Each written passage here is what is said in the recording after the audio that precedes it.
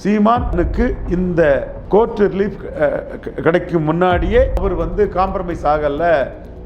எடப்பாடி விஷயத்தில் ஓங்கி தான் அடித்தார். அப்போ கோர்ட்டெல்லாம் ரிலீஃப் எல்லாம் கிடைக்கும் போது சீமான் விஜயகாந்த் மாதிரி இல்லை, அதிமுக கூட்டணி பேருவன்னு அவர் ஒருக்கா சொன்னார். விஜய் மாதிரி இல்லை, அதிமுக கூட்டணி, அதிமுக எடப்பாடியை நம்பியே கட்சி ஆரம்பிச்சிருக்கிறாரு. சீமான் தன்னை நம்பியும் மக்களை நம்பியும் கட்சி ஆரம்பிச்சிருக்காரு. இந்த இக்கட்டான தீர்ப்பு வர்றதுக்கு நிலையில் நல்ல தீர்ப்பு வர்றதுக்கு முன்னாடியே சீமான் ஸ்டெடியாக நின்னாருங்கிறது மக்கள் மத்தியில் ரீச் ஆகிட்டு இருக்குது. ஒன்றும் சீமானுக்கு எந்த இதுவும் இல்லை. பட் என்ன வந்தாலும் அதை ஃபேஸ் பண்ணலாங்கிற தைரியமாக சீமான் இருந்தார். என்ன வந்தாலும் அதை ஃபேஸ் பண்ணிடலாம். நீங்கள் நினைக்கிற மாதிரி நான் விழுந்துட மாட்டேன், நான் நிமிர்ந்து நிற்பேன், நான் உயரத்தில் வந்துட்டேன், வளர்ந்துட்டேன். உளவுத்துறை ரிப்போர்ட் கொடுக்குது. விக்கிரவாண்டி ஈரோடு கிழக்கில் கண்டஸ்ட் பண்ண சீமானை மக்கள் பெரிய தலைவராக பார்க்குறாங்க.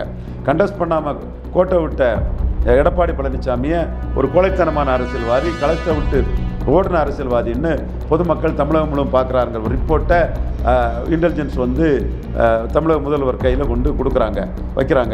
இன்டெலிஜென்ஸ் பிளேஸ் பண்ணும்போது அது சீமானுக்கு வளர்ச்சி வேகம் பெருசாக இருக்குங்கிறதும் உளவுத்துறைக்கு தெரியுது. அதைத்தான் சீமான் நான் பெரிய அளவில் வளர்ந்துட்டேன்னு என்னை டார்னிஷ் பண்ண பார்க்குறீங்க, அது நடக்காது, நான் நிமிர்ந்துட்டேன் வளர்ந்துட்டேங்கிறத அவர் தெளிவாக சொல்கிறாரு. சீமான் லீடராக எமர்ஜ் ஆகிட்டார். நீங்கள் சீப்பை ஒழிச்சு வச்சா கல்யாணம் நின்றாது. 8% சுமன் ஸ்ரீராமன் பேசியா வந்தார் சீமான்? இல்லை, 2% தானே சுமன் ஸ்ரீராமன் பேசி வந்தார், குபேந்திரன் பேசியா வந்தார். இப்போ 8ங்கிறது பெரிய ஜம்பிங்காக போயிட்டு, இதை நீங்கள் ஊடகத்தில் பேசாமல் விட்டுட்டீங்கன்னா அதனால் அவர் அச்சீவ் பண்ணுறதை நின்னா போகுது. கண்டிப்பாக அச்சீவ் பண்ணுறாரு. இல்லாமல் இருந்தது, அப்பயும் அவர் அச்சீவ் பண்ணுவாருங்கிறதுக்கு தான் அவர் வலசரவாக்கம் வந்த கூட்டம், செங்கோட்டையில் வந்த கூட்டம், அந்த கூட்டத்தின் தன்மை, அந்த கூட்டம் சீமானுக்கு கட்டுப்பட்டு நிற்கிறது எல்லாமே நீங்கள் எடுத்து பார்த்தீங்கன்னா தேனி கூட்டத்தையும் இந்த கூட்டத்தையும் எடுத்து பார்த்தா லீடராட்டு சீமான் எமர்ஜ் ஆகிட்டார். நான் ஆணையிட்டால் அது நிச்சயமா நடக்கும் ப்ரோ. உங்களுக்கு 214 தொகுதியில் கேண்டிடேட் இல்லை ப்ரோ. வறுமை ஒழிப்புத்தனம் 214 தொகுதியில் நீங்கள் அன்னதானம் உங்கள் ஆட்கள் போடலை, 35 தொகுதிக்கு மேலே போடலை ப்ரோ. 2வது ஆண்டு விழா நீங்கள் ஒரு இடத்துல நடத்துறீங்க. அதை தவிர மக்கள் மத்தியில் ஒரு 7-8 இடத்துல கூட 2வது ஆண்டு விழா நடக்கலை. நான் கேட்கும்போது அந்த நெறியாளர் தம்பியே சொல்லிட்டாப்புல, கமல்ஹாசனுக்கு மக்கள் நீதி மையம் 8வது ஆண்டு விழாவும் தேமுதிக நிகழ்ச்சியும் கூட நான் பார்த்தேன் சார், இது தாவேக்கா 2வது ஆண்டு விழா எங்கேயும் பார்க்கல சார், நீங்கள் சொல்கிறது சரிதான் சார்னு அவர் சொல்லிட்டாப்புல. அப்போ 2வது ஆண்டு விழாவே எங்கும் நடத்தாத உங்கள் நிர்வாகிகள் கேண்டிடேட்டாக விடுவாங்களா? செலவு பண்ண போகிறாங்களா? நீங்கள் கேண்டிடேட் போட்டிட போகிறீங்களா? ஒரு கட்சி ஆண்டு விழான்னா தமிழ்நாடு ஃபுல்லாக கொண்டாடணும். 234 தொகுதின்னு ஒரு தொகுதிக்கு ஒரு இடத்துலையாவது கொண்டாடணும்.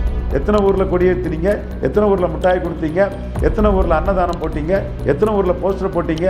எதுவுமே இல்லை. கேண்டிடேட் இல்லை, களம் இல்லை. சும்மா 4 பேர் சீமானை பிடிக்காதவன் களத்தில் பேசிட்டான்னா அதை நம்பி நீங்கள் இங்கே ஏமாந்துடாதீங்க.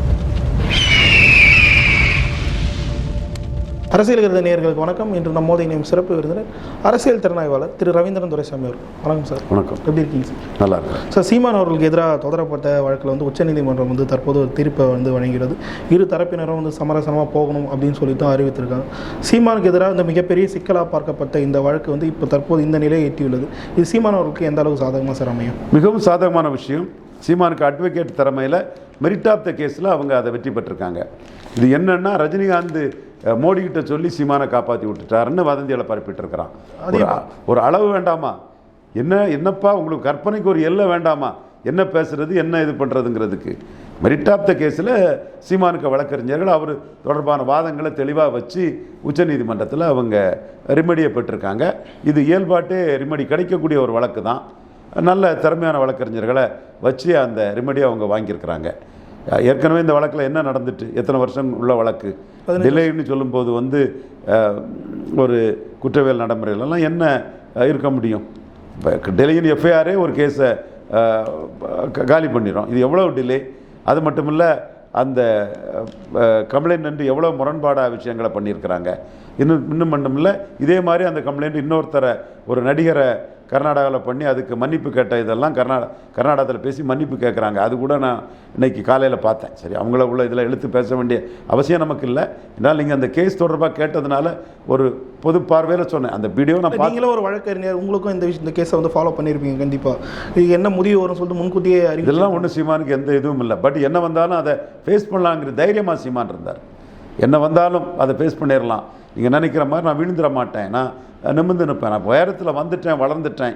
உளவுத்துறை ரிப்போர்ட் கொடுக்குது. விக்கிரவாண்டி ஈரோடு கிழக்கில் கண்டஸ்ட் பண்ண சீமானை மக்கள் பெரிய தலைவராக பார்க்குறாங்க. கண்டஸ்ட் பண்ணாமல் கோட்டை விட்ட எடப்பாடி பழனிசாமியை ஒரு கொலைத்தனமான அரசியல்வாதி, களத்தை விட்டு ஓடின அரசியல்வாதின்னு பொதுமக்கள் தமிழகம் முழுவதும் பார்க்குறாங்க. ஒரு ரிப்போர்ட்டை இன்டெலிஜென்ஸ் வந்து தமிழக முதல்வர் கையில் கொண்டு வைக்கிறாங்க. இன்டெலிஜென்ஸ் ப்ளேஸ் பண்ணும்போது அது சீமானுக்கு வளர்ச்சி வேகம் பெருசாக இருக்குங்கிறதும் உளவுத்துறைக்கு தெரியுது. அதைத்தான் சீமான் வந்து நான் பெரிய அளவில் வளர்ந்துட்டேன்னு என்னை டார்னிஷ் பண்ண பார்க்குறீங்க, அது நடக்காது, நான் நிமிர்ந்துட்டேன் வளர்ந்துட்டேங்கிறத அவர் தெளிவாக சொல்கிறார். 8% மேலே அவர் வளர்ந்துட்டாருன்னா அவருக்கு 3 விஷயமும் கை கொடுத்துட்டு, பெரியார் வர்சஸ் பிரபாகரன், தமிழ் தேசியம் வர்சஸ் திராவிடம், சீமான் வர்சஸ் ஸ்டாலின். எப்படி இது கொடுத்ததுன்னா அண்ணாமலை கேண்டிடேட் வரல களத்துக்குள்ளே, இவர் ஐயா எடப்பாடி களத்துக்குள்ளே வரல, மக்கள் மத்தியில் அவர் அதில் உயர்ந்து போயிட்டார்.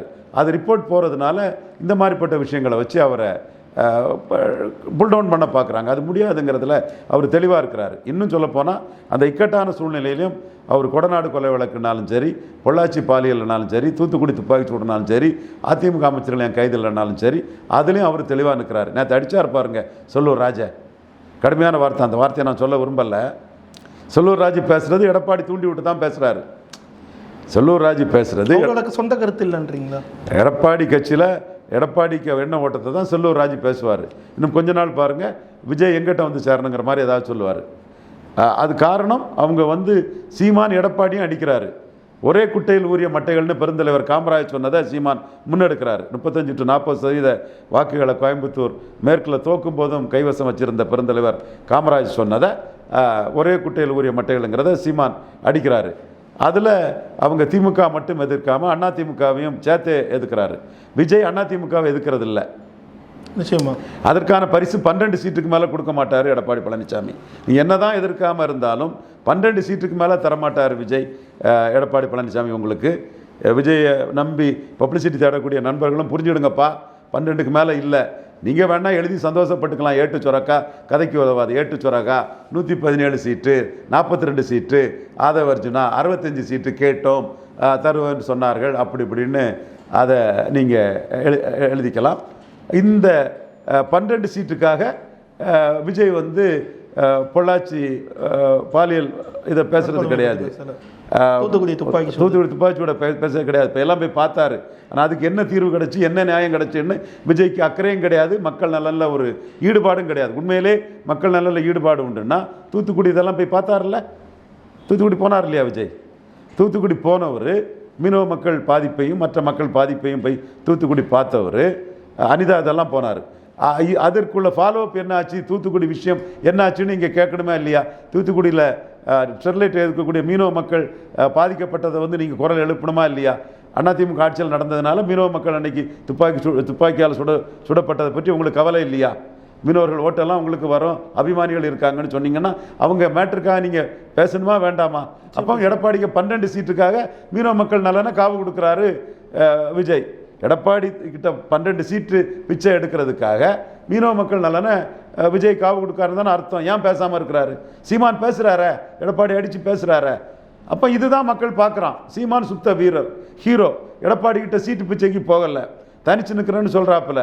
இலவசங்களை அடிக்கும்போது அங்கேயும் ஊழல், இங்கேயும் ஊழல், அங்கேயும் லஞ்சம், இங்கேயும் லஞ்சம், அங்கேயும் டாஸ்மார்க், இங்கேயும் டாஸ்மார்க்கு, அங்கேயும் அராஜகம், இங்கேயும் அராஜகம்னு ஒட்டு மொத்தமாக திமுக அதிமுக சேர்த்து அடிக்கிறாரு. விஜய் அதை ஏன் பண்ணலை? அது மக்கள் மத்தியில் கேள்வியாட்டே எழுது. அப்போது சீமானுக்கு இந்த கோர்ட் ரிலீஃப் கிடைக்கும் முன்னாடியே அவர் வந்து காம்ப்ரமைஸ் ஆகலை.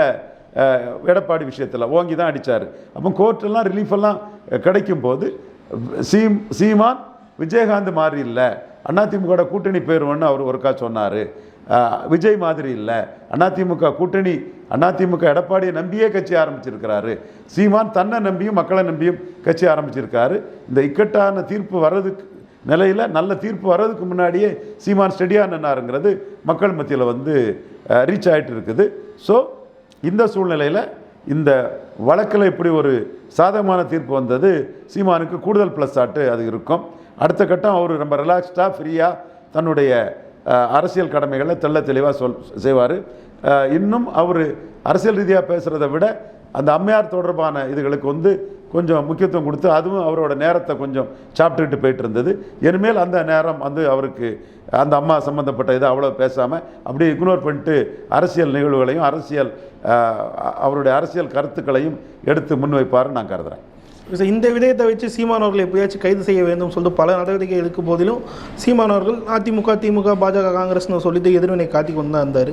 தற்போது இந்த தீர்ப்பு அவருக்கு சாதகம் வந்த நிலையில் அவரோட அடுத்தகட்ட எதிர்வினைகள் என்னவா சார்? இல்லை, அவர் இந்த தீர்ப்பு தொடர்பாக அவரை குற்றஞ்சாட்டினவர்கள் சட்டத்துக்கு புறம்பாக அவருக்கு எதிராக செயல்பட்டவங்க எல்லார் மேலேயுமே ப்ராசிக்யூட் பண்ணணும், நடவடிக்கை எடுக்கணும்னு தெளிவாக இருக்கிறாரு.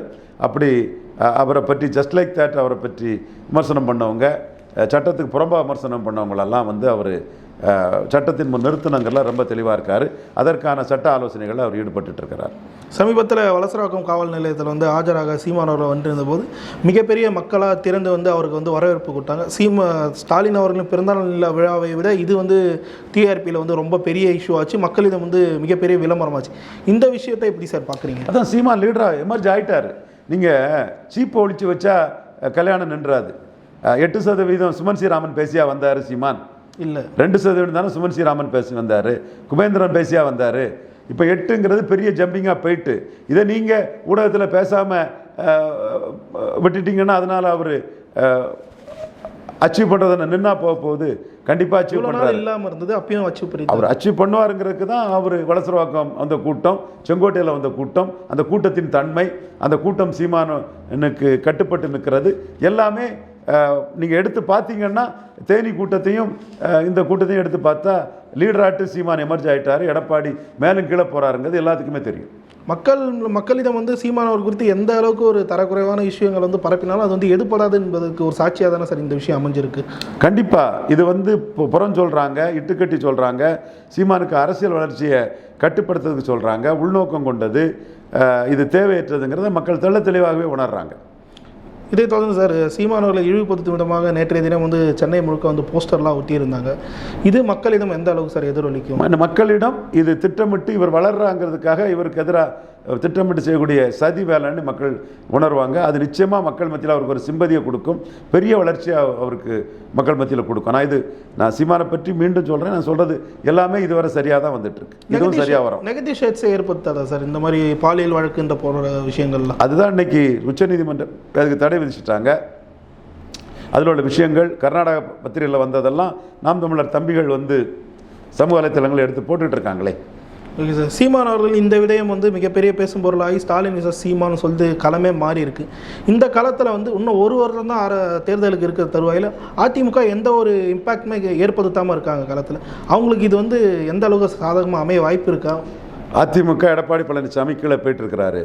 ஓபிஎஸ் உள்ள வந்தும் தோத்தா கட்சியை ஓபிஎஸ் பிடிச்சிருவாரோன்னு அச்சப்படுறாரு. அதனால் ஓபிஎஸ்க்கு மேலே உள்ள கோபத்தை தான் தேனியில் வந்து காட்டுறாரு. அது சில பொய்களையும் சொல்கிறாரு. ஓபிஎஸ் போனது தான் அதிமுக வீழ்ச்சிக்கே காரணம்.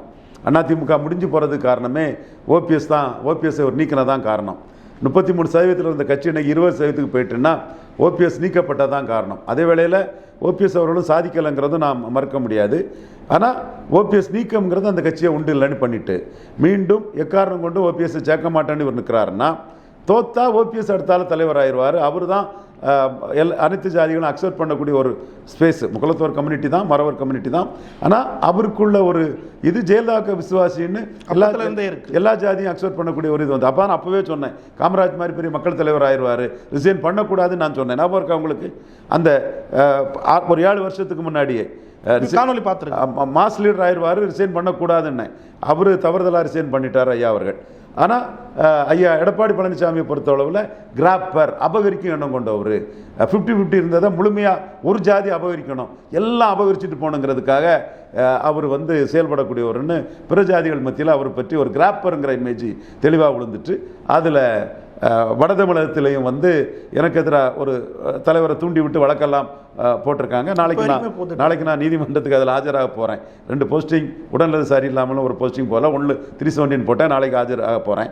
காரணம் இந்த மாதிரி உண்மைகளை நான் சொல்கிறதுனால அபகரிக்கிறாங்க. மற்ற ஜாதிகளுக்கு ஒன்றும் இல்லாமல் எல்லாம் எனக்கு போடு, எல்லாம் எங்கள் ஜாதிக்கு போடு, எல்லாம் எங்கள் ஜாதி தான். 2ஆம் கட்ட தலைவராக எங்கள் ஜாதி தான், கிளை செயலாளராக எங்கள் ஜாதி தான், ஒன்றிய செயலாளராக எங்கள் ஜாதி தான், எம்எல்ஏ டிக்கெட்டாக எங்கள் ஜாதி தான், கவுன்சிலராக எங்கள் ஜாதி தான், மேலிட பிரதிநிதியாக எங்கள் ஜாதி தான், மற்ற ஜாதிக்கு எதுவுமே கிடையாதுன்னு அபகரிக்கிறாங்க. இதை நம்ம சொல்கிறோம். இது இன்னைக்கு பெரிய அது பெரிய அளவுக்கு மேற்குலையும் வடக்குலையும் கொழுந்து விட்டு எரிஞ்சிட்டு இருக்குது இந்த சமூக சூறையாடலுக்கு எதிராக நாம் பேசுறது. அதற்காக நமக்கு பல வழக்குகளையும் சந்திக்க வேண்டியது இருக்குது. நாம் அதை சந்திக்கிறோம். அதை உண்மையும் நேர்மையும் நம்மகிட்ட இருக்கனால அதில் வெற்றி பெற்று வருவோம். ஆனால் எந்த காலகட்டத்திலையும் சமநீதிக்காக நம்ம பேசுகிறத நிறுத்திக்கிட போகிறதில்ல. அதே வேளையில் ஜாதி அடிப்படையில் நம்ம எந்த ஜாதிக்கு எதிராட்டும் பேச மாட்டோங்கிறது தான் ஓபிஎஸ் முக்குலத்தோர் வந்து அவர்கிட்ட நியாயம் இருந்துங்கிற நம்ம பேசணும். ஐயா நடராஜன்கிட்ட நியாயம் இல்லை, அதை நம்ம பேசலை, எதிராக நின்னோம். இதில் நம்ம ஆதரவாக நிற்கிறோம். ஸோ எடப்பாடி பழனிசாமியை பொறுத்த அளவில் மீண்டும் பலகீனம் அடைவார். அவர் வந்து விக்கிரவாண்டியும் ஈரோடு கிழக்கையும் விட்டதே அவர் பலகீனம் அடைஞ்சிட்டாரு. இது வந்து 2026 எதிரொலிக்கும். அவரை பொறுத்தவரை இருக்க கட்சியை காப்பாற்றணும்னு நினைக்கிறார். சார் எப்படி சார் இருக்கிற கட்சியை காப்பாற்றணும்னு நினச்சா கூட அதுக்கு வந்து வெற்றி வாய்ப்பு இல்லை தன்னோட வாக்கு வங்கி இம்ப்ரூவ் பண்ணுன்ற ஒரு தாத்து இருக்கணும்ல சார்? டூர் போகிறாரு, தேனியில் போய் பேசுகிறாரு இல்லையா, ஒரு ஆர்வத்தில் தானே போகிறாரு. மக்கள் அதை ரிசீவ் பண்ணலை, காலி சேராக கிடைக்குதுனாலும் கூட அவர் ஆர்வத்தில் தானே போகிறார், முயற்சி பண்ணுறார். அதனால் அவர் கலைஞர் ஜெயலலிதா மாதிரி ஒரு தலைவராக அவர் முயற்சி பண்ணுறார். அவர் முயற்சியை நம்ம மறுத்து பேச முடியாது. அது சக்ஸஸ் ஆகாதுன்னு சொல்கிறமே தவிர அவர் முயற்சி பண்ணுறாருங்கிறதும், அவர் ராஜதந்திரிங்கிறதும், அவர் விஜய்க்கு 12 சீட்டுக்கு மேலே கொடுக்க மாட்டாருங்கிறதும், மோடிக்கிட்ட சரணடைய மாட்டாருங்கிறதும், மற்ற 2ஆம் கட்ட தலைவர்கள் சிவி சண்முகம் போன்றவரெல்லாம் ரொம்ப ஈஸியாக டேக்லாம் ஜஸ்ட் லைக் தட் டீல் பண்ணிடுவார். மிஸ்டர் சிவி சண்முகம் அவங்களெல்லாம் ஜஸ்ட் லைக் தட் டீல் பண்ணிட்டு போயிடுவார். அதெல்லாம் நம்ம மறுக்கல. அதெல்லாம் அவருக்கு கெப்பாசிட்டி திறமை. கடந்த காணொலியில் சொல்லியிருந்தீங்க இது மாதிரி சீமானவர்கள் வந்து அதிமுக எதிரான வாக்குகள் வந்து சீமானவர்களுக்கு வீழ்ந்துட்டு இருக்கு, நிறைய பேர் கள நிலவரம் அதை தான் சொல்லுதுன்னு சொல்லிட்டு சீமானவர்கள் வாக்கு வங்கி ஏற ஏற ஏற அதிமுக சரிவை நோக்கி தான் சென்று கொண்டே இருக்குமா சார்? ஜெயலலிதா உயிரோடு இருக்கும்போது 1% இருந்த சீமான் 8% வரும்போது நாம் தமிழரால் எடப்பாடிக்கு 7% வாக்கு காலி, இந்துத்துவாவால் எடப்பாடிக்கு வாக்கு காலி. அவங்களும் வளர்ந்துட்டாங்க. திராவிட இயக்க வாக்கும் ஸ்டாலினுக்கும் எடப்பாடி பலகீனம் அடைஞ்ச வாக்குகள் வந்து ஸ்டாலினுக்கும் போயிருக்கு. ஓகே சார், இதை தொடர்ந்து வந்து விஜய் அவர்கள் அந்த வீக வகுப்பாளர் அந்த விஷயம் தான் சார். தமிழ் தேசியம் என்பது தமிழ்நாட்டில் வந்து எடுப்பதாத ஒன்று, அதை வந்து சீமான் அவர்கள் பேசிட்டு வராரு. இது வந்து எப்போவுமே வந்து அவருக்கு கை கொடுக்கவே கொடுக்காது அப்படின்னு சொல்லிட்டு பிரசாந்த் கிஷோர் விமர்சனம் பண்ணிக்கிறது. பொறாமை, காழ்ப்புணர்ச்சி, கருத்து குருடராய், கண்ணெதிரே 8% சீமான் வந்ததை புரியாமல் ஏட்டு சுரக்காய் விஜய்க்காக பேசுகிறாரு. பிரசாந்த் கிஷோர் கூட ஏட்டு சுரக்காய் கிடையாது. அவர் சன் ஸ்வராஜ் கட்சி சார்பாக 4 தொகுதியில் நின்று, ஒரு தொகுதியில் 22%, ஒரு தொகுதியில் 10%, 2 தொகுதியில் 4% எடுத்த உயிர் உள்ள ஒரு கட்சி சன் ஸ்வராஜ். இது ஏட்டு சுரக்காய், உயிரற்ற கட்சி தாவேக்கா. அதுக்கு உயிர் வரணும்னா வாக்கு வங்கியை நிரூபிக்கணும். வாக்கு வங்கி நிரூபித்தா அந்த கட்சிக்கு உயிர் வந்துட்டுன்னு அர்த்தம். அது வர ஏட்டு சுரக்காய் லெட்டர் பேட் கட்சியை பற்றி பேசுகிறதுனால எந்த தாக்கமும் வந்துட போகிறதில்ல. முதல்ல அந்த ஏட்டு சுரக்காய் 214 தொகுதியிலையும் கேண்டிடேட் போட முடியுமா? நான் அடித்து ஆணையிட்டு உறுதியாக கூறுகிறேன், நான் ஆணையிட்டால் ப்ரோ, நான் ஆணையிட்டால் அது நிச்சயமாக நடக்கும் ப்ரோ. உங்களுக்கு 214 தொகுதியில் கேண்டிடேட் இல்லை ப்ரோ. வறுமை ஒழிப்புத்தனம் 214 தொகுதியில் நீங்கள் அன்னதானம் உங்கள் ஆட்கள் போடலை, 35 தொகுதிக்கு மேலே போடலை ப்ரோ. 2வது ஆண்டு விழா நீங்கள் ஒரு இடத்துல நடத்துறீங்க. அதை தவிர மக்கள் மத்தியில் ஒரு 7-8 இடத்துல கூட 2வது ஆண்டு விழா நடக்கலை. நான் கேட்கும்போது அந்த நெறியாளர் தம்பியே சொல்லிட்டாப்புல, கமல்ஹாசனுக்கு மக்கள் நீதி மையம் 8வது ஆண்டு விழாவும் தேமுதிக நிகழ்ச்சியும் கூட நான் பார்த்தேன் சார். இது தாவேக்கா 2வது ஆண்டு விழா எங்கேயும் பார்க்கல சார், நீங்கள் சொல்கிறது சரிதான் சார்னு அவர் சொல்லிட்டாப்புல. அப்போ 2வது ஆண்டு விழாவே எங்கும் நடத்தாத உங்கள் நிர்வாகிகள் கேண்டிடேட்டாக வந்துவிடுவாங்களா? செலவு பண்ண போகிறாங்களா? நீங்கள் கேண்டிடேட் போட்டிட போகிறீங்களா? எங்கள் அண்ணன் ரஜினிகாந்துக்கு எவ்வளோ வாய்ப்பு இருந்தோ அவரே திரும்பிட்டார் உடல்நிலை காரணமாக. உங்களுக்கு வாய்ப்பும் இல்லை, ஒன்றும் இல்லை. மரியாதையாக மானத்தை காப்பாற்றிக்கிட்டு ரிட்டர்ன் பேக் பெட்ரு. செலவழித்த பணம் செலவழிச்சிட்டு போட்டு சொந்த காசில் சூனியம் வச்சுட்டோம், திரும்பி போகிறது தான் உங்களுக்கு பெட்டராக இருக்க முடியும். விஜய் கேண்டிடேட் இல்லை, களம் இல்லை, சும்மா 4 பேர் சீமானை பிடிக்காதவன் களத்தில் பேசிட்டான்னா அதை நம்பி நீங்கள் இங்கே ஏமாந்துடாதீங்க. அவனுக்கு சீமானை பிடிக்காது, அதனால் உங்களை பற்றி பேசுகிறான், உண்மையை பேசலை. பிரசாந்த் கிஷோருக்கும் உங்களுக்குள்ள உறவு என்னன்னு தெரியும். அவரே பிக்கப் ஆக மாட்டீங்க, காலி ஆயிடுவீங்கன்னு சொல்கிறாப்புல. விஜய் அவர்களே உங்கள்கிட்ட உண்மையை சொல்கிறேன், 2வது ஆண்டு விழா எவ்வளோ ஊரில் உங்கள் ஆட்கள் கொண்டாடினான், எந்த அளவுக்கு உங்கள் கட்சி வைப்ரண்டாக இருந்து பாருங்கள். அது ஒரு சீரியஸ்னஸ் இல்லாத கட்சியாட்டு தான் உங்கள் ஆட்கள் பார்க்குறாங்க. எத்தனை ஊரில் கொண்டாடிக்கிறாங்கன்னு பார்த்துக்கிட்டு உங்களுக்கு எத்தனை சீட்டு கேண்டிடேட் போட முடியுங்கிற முடிவு பண்ணிங்க. 214 உங்களால் சாத்தியமே இல்லை. நீங்கள் டூர் அடித்தா கூட்டம் வரும், நீங்கள் பப்ளிக்கில் வந்தால் கூட்டம் வரும், அதை நான் மறுக்க வரல. ஆனால் ஒரு அமைப்புங்கிறது, ஒரு கட்சி ஆண்டு விழான்னா தமிழ்நாடு ஃபுல்லாக கொண்டாடணும். 234 தொகுதியில் ஒரு தொகுதிக்கு ஒரு இடத்துலையாவது கொண்டாடணும். எத்தனை ஊரில் கொடியேற்றினீங்க, எத்தனை ஊரில் மிட்டாய் கொடுத்தீங்க, எத்தனை ஊரில் அன்னதானம் போட்டீங்க, எத்தனை ஊரில் போஸ்டர் போட்டீங்க, எதுவுமே இல்லை. அப்போ உங்கள் கட்சி பிக்கப் ஆகலை. லேம்ப் டக்கு நுண்டி குதிரை விழுந்துடுச்சு.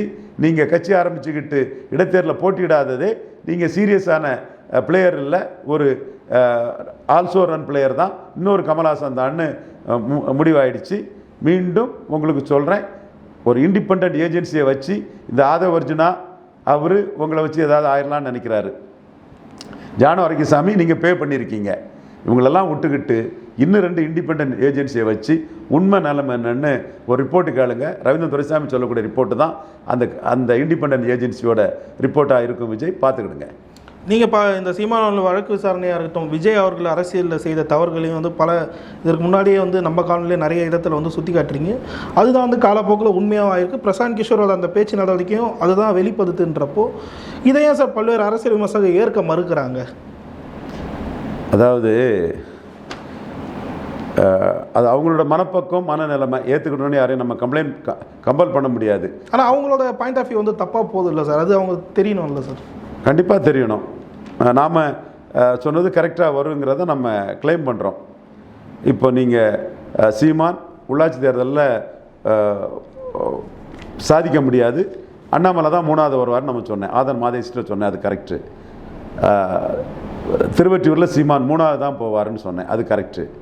கமல்ஹாசனும் தினகரனும் 2வது வருவாங்க, ஆனால் தமிழகம் முழுவதும் வாக்கில் சீமான் தான் மேலே வருவார்னு சொன்னேன், அது கரெக்டு.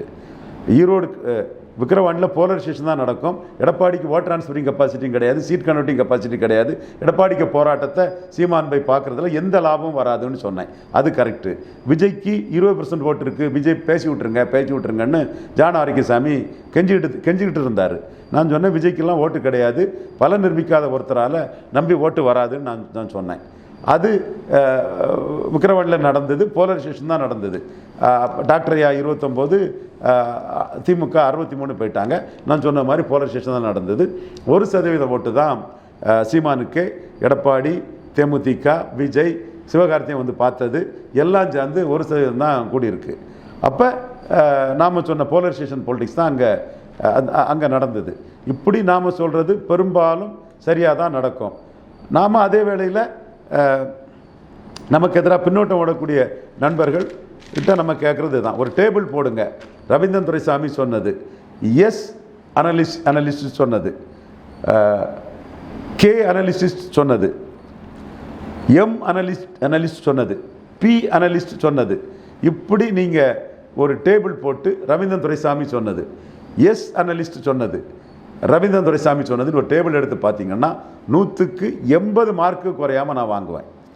மற்றவங்க 100க்கு எவ்வளோ மார்க் வாங்குவாங்கன்னு அவங்க மனச்சாட்சிக்கே நான் விட்டுறேன். ஏன்னா நீங்கள் அனலிசிஸ் பண்ணாமல் உங்கள் விருப்பத்தை சொல்லி ஏமாறுறீங்க. நான் அனலிசிஸ் பண்ணி தெளிவாக சீமான் கமல்ஹாசனையும் தினகரனையும் வீழ்த்தினார். விஜய் வர்றதுக்கு முன்னாடியே காலி ஆகிட்டார். விஜயை களத்தில் நின்று சீமான் லெஃப்ட் ஹேண்டில் டீல் பண்ணி களத்துக்கே வர முடியாத நீங்கள்லாம் கோலத்தனமான அரசியல்வாதி, மக்கள் உங்களை ஏற்றுக்க மாட்டாங்கங்கிறத நிரூபிச்சிட்டாரு. அது அவங்களுக்கு தெரியாது. அவங்க 26 வருவோம், 31 வருவோம், நாங்கள் 26 தானே சொன்னோம், நாங்கள் 31 தானே சொன்னோன்ட்டு அவங்க சல்ஜாப் சொல்லிட்டு இருப்பாங்க. கட்சி ஆரம்பிச்சுட்டு களத்துக்குள்ளே வரலன்னா அது லெட்டர் பேடு காலி ஆயிருங்கிறது பிரசாந்த் கிஷோருக்கு தெரியும். அதுதான் விஜய் விஷயத்தில் நடந்திருக்கு. நான் ஆணித்தரமாக சொல்கிறேன், அது நாளைக்கும் நடக்கும். இப்படி என்னோட கருத்துக்களில் சரியாக இருக்கிறது எக்கச்சக்கமாக இருக்குது, தப்பாக போனதே நான் ஒத்துக்கிறேன். ஸ்டாலின் விஷயத்தில் 200 சீட்டு ஸ்டாலின் வருவாருன்னு சொன்னேன். கொங்கு மண்டலத்தில் ஸ்டாலின் அடி வாங்கிட்டார். மற்றபடி ஸ்டாலினை பற்றி நான் சொன்னது எல்லாமே கரெக்டு, எதுவும் தப்பாகலை. அதே போல் எடப்பாடி விஷயத்தில் எடப்பாடி 1 சீட்டு ஜெயிக்க மாட்டாருன்னு சொன்னேன். எடப்பாடி நாடார் பெல்ட்டில் டெபாசிட் இழப்பாருன்னு சொன்னேன். தேவர்கள் எதிராக இருப்பாங்கன்னு சொன்னேன். எல்லாம் கரெக்டாக வந்துட்டு 15% நிறுத்துவேன்னு சொன்னேன். 20.4% வந்துட்டார். தம்பி அக்னீஸ்வரன் கூட நேற்று அதை மட்டும் சொல்லி என்ன அடித்தான். சரி, என் தம்பி அவனுக்கு இல்லாத உரிமையா? பட் அதை தம்பி சொல்லும் போதே நடுநிலையாளர்களுக்கு தெரியும் எடப்பாடிக்கு ஒரு சீட்டு வராதுன்னு சொன்னது கரெக்ட் ஆகிட்டு, நாடார் பெல்ட்டில் நாங்களே டெபாசிட் இழக்க வைப்போம்னு சொன்னது கரெக்ட் ஆகிட்டு, மற்றபடி எடப்பாடியை பற்றி அவர் சொன்னதெல்லாம் கரெக்டு தாங்கிறதும் தெரியும். என்டிஏ 15% ஓட்டுக்கு மேலே வரும்னு சொன்னோம். அது 18 வந்ததே பெரிய விஷயம். மோடி 272 வந்தால் போதும்னு சொன்னோம். 240 ஆனது எங்களுக்கு பெரிய அடி தான், ஷாக்கு தான். நாங்கள் யூபியில் பாதிப்பு இருக்குங்கிறத உணர்ந்தோம். இந்த அளவுக்கு பாதிப்புன்னு நாங்கள் நினைக்கல. மகாராஷ்டிரா பாதிப்பையும் உணர்ந்தோம், இந்த அளவுக்கு நினைக்கல. அது எங்கள் கணிப்போட 30 சீட்டு அடிபட்டு போச்சு. எல்லாரும் 100% சொல்ல முடியாது. ஆனால் மற்றவங்க சொன்னதோட ரவீந்திர துரைசாமி சொன்னது கரெக்டாக இருக்குங்கிறது 100க்கு 100 உண்மை. அந்த வகையில் சீமான் அவர்களை பற்றி நான் சொன்னது, சீமான சமூக ரீதியாட்டு நான் இதாக சொல்கிறதாட்டு சொல்லுவாங்க. ஓகே, சீமானும் நானும் ஒரே சமூகத்தை சேர்ந்தவனுக்காக சீமானுக்கு நியாயங்களையும் நல்லதுகளையும் நான் சொல்லாமல் இருக்க முடியாது. சீமானை பற்றி நான் சொன்னதும் இதுவரை எல்லாமே கரெக்டாக இருக்குது. இதுவரை அது நெகட்டிவாக சொன்ன விக்கிரவாண்டியில் தப்பாக ப்ளே பண்ணுறாப்புல பலன் கிடைக்காதுன்னு சொன்னதும் கரெக்டாச்சு. திருவொற்றியூரில் 3வது தான் போவாருங்கிறதும் கரெக்டாச்சு. உள்ளாட்சி தேர்தலில் நாம் தமிழருக்கு அமைப்பு பலம் இல்லைங்கிறதும் கரெக்டாச்சு. அதே உள்ளாட்சி தேர்தலுக்கு போகிற பிறகு அரவிந்த் கெஜ்ரிவால் மாதிரி சீமான் எழும்பி வருவார்னு சொன்னதும் 1% எடுத்த இடத்துல 6.3% ஈரோடு கிழக்கில் எடுத்து கரெக்டாச்சு. உள்ளாட்சி தேர்தலில் முடிஞ்சிட்டாரு சீமானுன்னு ராஜீவ்காந்தியும் மன்ஷியபுத்திரன் சொன்ன இடத்துல மக்களவைத் தேர்தலில் 8% வருவார்னு சொன்னதும் கரெக்டாச்சு. ஈரோடு கிழக்குலையும் பர்சன்டேஜை நான் டிக்ளேர் பண்ணலை, வாய்ப்புகளை சொன்னேன்னு தவிர பர்சன்டேஜை டிக்ளேர் பண்ணலை. விக்கிரவாண்டியில் போலரைசேஷன் பெருசாக எமர்ஜ் ஆக முடியாதுங்கிறத சொன்னேன், அதுவும் சரியாச்சு. இப்போ நான் சீமானை பற்றி சொல்கிறோம்னா லாஜிக்கோட சொல்கிறேன், நடந்ததை வச்சு சொல்கிறேன். எப்படி கமலஹாசனையும் தினகரனையும் பலையனப்படுத்துவாரோ அதே மாதிரி என்டிஏயும் ராமதாஸை பலையனப்படுத்த முடியாது. அவர் எமர்ஜ் ஆகிட்டார். ஆனால் என்டிஏல உள்ள தமாக மற்ற கட்சிகளை ஈரோடு கிழக்கில் நிற்காததுனால பாஜக பலையனப்படுத்த முடியும். எடப்பாடியை பெரிய அளவில் விக்கிரவாண்டியிலே ஈரோடு கிழக்கில் நிற்காத வச்சு பலையனப்படுத்த முடியும். விஜய் கட்சி ஆரம்பிச்சுட்டு லெட்டர் பேடாக வராதனாலே முடிஞ்சு போனார், காலி ஆகிட்டார். இதான் உண்மை. கமல்ஹாசன் மாதிரி காலி ஆகிட்டார். நான் எல்லாமே லாஜிக்கோட தான் சொல்கிறேன். இதை தாண்டி விஜய் 26 நிரூபிக்க முடிஞ்சால் நிரூபிச்சான்னு சொல்ல போகிறேன். அதுக்குள்ள வாய்ப்பு இல்லை, கேண்டிடேட் இல்லை, பிரச்சார வியூகம் இல்லை, ஆள்பலம் இல்லை, அமைப்பு பலம் இல்லை, ரொம்ப மோசமான இதில் இருக்குது. இது எல்லாமே எடப்பாடிக்கும் தெரியுங்கனால 12 சீட்டுக்கு மேலே கொடுக்க மாட்டார். இதை தாண்டி விஜய் தன்னோட சினிமா மார்க்கெட் பாதிக்காமல் எப்படி தப்புறதுங்கிறத யோசிக்கிட வேண்டியதுதான். சைனைடு சாப்பிட்ற மாதிரி சரத்குமாருக்கு அன்னைக்கு சொன்னது மாதிரி உள்ள நிலைமையில தான் அன்னைக்கு விஜய் இருக்கிறார். ரசிகர் பலம் இருக்குது. அதை சேனலைஸ் பண்ணி அதை ஒழுங்குபடுத்தி சரியான விதத்தில் விஜயால் அதை ஓட்டாக்க முடியுமாங்கிறது பெரிய கேள்விக்குறி ஆயிற்று. அபிமானம் இருக்குது, ஆனால் தப்பானவர்களால் கோட்டை விடுறாங்க. சுயநலவாதிகள் தங்களுடைய நலனுக்காக யாரையும் பலியிட தயங்காதவர்களால் விஜய் காலியாகிறாரு. இன்னொரு காலியான இடம் கூட்டணி ஆட்சின்னு விஜய் சொன்னதும் அவர் தப்பான ஒரு ஆட்டம். இதுக்கெல்லாம் 1000 உதாரணம் நான் சொல்ல சரிங்கிறத விஜய்க்கே சொல்ல முடியும். விஜய் நான் சொல்கிறத கண்டு கோவப்படாமல் எரிச்சல் படாமல் இன்ட்ராஸ்பெக்ட் பண்ணி தன்னை சுய பரிசோதனை பண்ணால் நான் சொல்கிறதெல்லாம் சரிங்கிறது அவருக்கு தெரியும். பல்வேறு கேள்விகள் தெளிவாக அமைச்சுக்க நேரத்துக்கு அரசியல் கருதம் எந்த அரசியல் கருதம் சப்ஸ்கிரைப் பண்ணுங்கள். நன்றி.